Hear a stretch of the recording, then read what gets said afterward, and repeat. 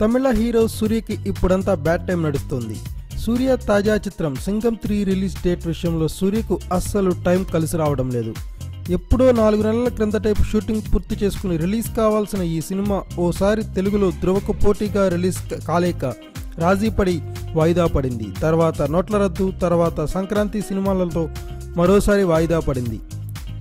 జనవరి 26న republic day రోజు release కావాల్సి ఉన్న తమిళనాడులో జల్లికట్టు గొడవలతో మరోసారి వాయిదా పడింది. చివరకు ఎన్నో అవాంతరాలు దాటుకుని ఫిబ్రవరి 9న రిలీజ్కు రెడీ అవుతోంది. అయితే ఇప్పుడు అక్కడ రాజకీయ వేడి రాజుకుంది. ఆ రోజు శశికళ ముఖ్యమంత్రిగా ప్రమాణ స్వీకారం చేయాల్సి ఉంది. ఇప్పుడు ఈ వ్యవహారంపై తీవ్ర గందరగోళం నెలకొని ఉంది. తమిళనాడులో అధికార అన్నాడీఎంకే ఎమ్మెల్యేలకు గవర్నర్ విద్యాసాగర్ రావు అందుబాటులోకి రాలేదు.